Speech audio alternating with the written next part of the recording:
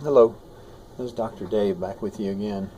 Yesterday after I posted my video on the comparison of the D.B. Cooper and the Zodiac Killer letters and the handwriting analysis that I did for you, I had a subscriber who made a comment on these letters and how they were drawn and what you could get out of them, and she jogged my memory back to Mexico, back 45 years ago, and I started recalling some things that Frank told me about this letter. Now, I started making a video of it, and while I was making the video, I started remembering that Frank told me that he put my initial on there. This is how these things come back to me from my memory. So many things happened with him that I'd forgotten. It's going to be an interesting video because you're going to see me find my way around this old memory of what Frank told me about my initial on this letter that I just showed you. And one other thing that I wanted to tell you, if I haven't yet, I also recalled that Frank told me where he hid the money from the D.B. Cooper jump. Now, I sent a letter to the airlines about that, and I never got an answer. And I understand that case is closed, so I'm just wondering if I can't dig that money up and spend it now the case is closed. I hope you enjoy the video. So this is a set of letters that I've worked out from what my subscriber reminded me of yesterday. One dot in Morse code is the letter E, and Frank told me several things about that, including that his whole name was spelled in that letter E. It didn't make any sense to me, and I'm gonna show you how he went about telling me this, but first I just want to give you some little games here with the letter E so that you can see what all we can do with it. If you do it like this, it's an L, and you have two extra lines. If you do it like this, and you take the line out of the middle, it's a C. If you do it like this, and you take a line off the bottom, it's an F. You take this E and you turn it around backwards, it's a number 3. Remember, there were a lot of triads in his life, starting out with Frank Morris and the Anglin brothers, and Frank Morris, D.B. Cooper, and the Zodiac Killer, and several others. But let's take a look over here. I'm showing you again that if you move some lines around, you take some lines off, you can get an F. Now, you got to remember, what he's doing isn't exactly logical. He is a wacko psychopath and a serial killer, even though he was a genius. It makes you wonder what really a genius is. Now, there's the letter K. You can get that out of an E. If you think about it, you square things off, and you square off the corners on anything that has round corners in the alphabet or set of numbers. You can do it all with the letter E. Here I've showed you letter F, and I showed you here CF, and if you go like this, you can turn it into an S. That's an E, where you turn this leg around the bottom and you took this leg off. This is the interesting one that my subscriber talked to me about yesterday. She posted a comment on yesterday, and that's what made me remember what Frank had told me about this. That right there is a letter I, okay? And it can be a letter L. So you've pretty much got the whole alphabet. If you take that E and you turn it over like that, it's an M. This is another one that my subscriber told me that really helped me remember things. If you take two E's, you take the leg out of the middle and you face them towards each other, now you have an O. And that shows you how in Frank Morris's mind you could take a round number or letter and make it out of a square-cornered E. There's an S that I've made out of that. So we're talking about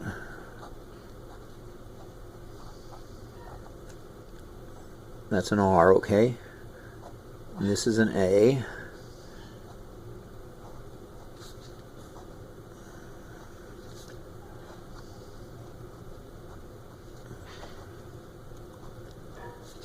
And you can get Morris in here. If you want to do this, you can do it to get an M, or however you want to do it, and the little square O, and the R, and the R, and the I, and the S. So this is the game that Frank was playing with us here.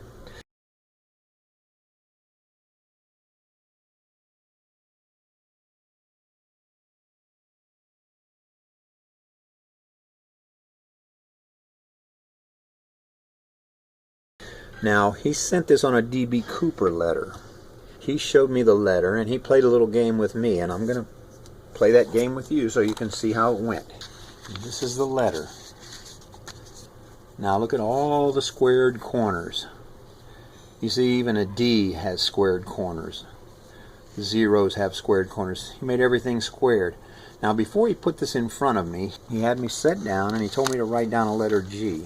And, of course, I wrote this. And he goes, that's where your problem's at right there. I remember thinking, problem? That's the way they taught me to write it in school. And he said, well, yeah, you got too many round corners. You have to have square corners. And then you can make it out of the letter E. And, you know, we kind of argued about it and whatever. But when we finished, he made me agree with him that that G was made out of an E.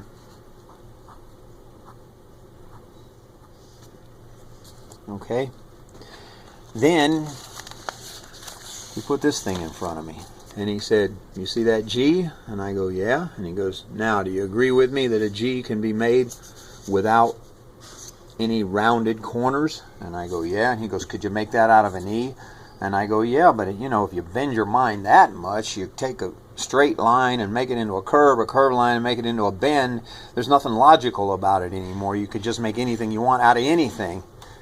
And he just said, well, yeah, maybe, and kind of walked away like I wasn't a genius. How would I know? What I recall about him telling me that day was that this whole letter was just about showing people that rounded letters could be turned into square letters, and that's how, in his mind, you should be able to figure out that one dot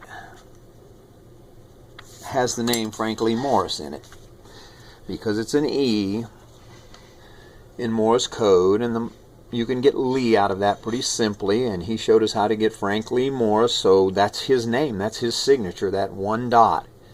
And it gives you that big unknown factor that he likes to have, which is why he wears a mask sometimes. And if you look at this B, you can see a little open spot here and here where it's hitting at that number 13, which is the 13th letter in the alphabet, is an M. And if you turn it over like this, it is an M with a line under it. And it's rather interesting that he has all these squared corners. He even goes to the trouble of putting a flat bottom on a V in Revolution, but yet he makes the D with a round side to it. He told me something about this Chronicle thing. I can't remember what it was, but I know the word nickel right there was important to him.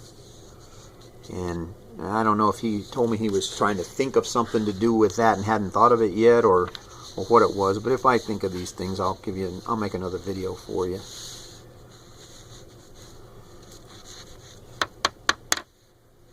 I'm just wondering if he didn't make this letter after he met me, and he put this whole thing together squared everywhere and put that D in there because it was my initial, David.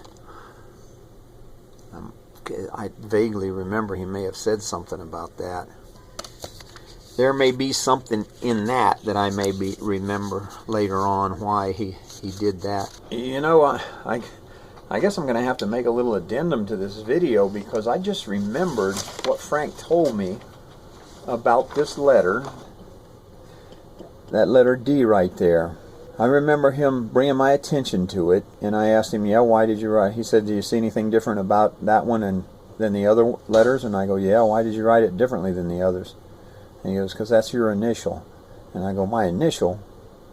And he goes, yeah, remember last time I was here I had you write it? You know, I remember telling him, you mean you put my initial on this thing and you sent it to the press without my permission? I mean, I was upset. And he said, there's nothing you can do about it because it's already been sent. You're holding a copy of it. And I said, well, I guess it doesn't matter. You're the one that wrote it. And he goes, no, that's your initial there. And I go, what do you mean? And he goes, I traced it off of that initial that you wrote for me last year when you were here. I remember being blown away, and I went to the police in Tampa about it, and they said, don't worry about it. He wrote it. The year before that, he had me write down my initials, and he sat there and looked at them and concentrated on them, and yeah, he was, I guess, figuring out some kind of way to use them.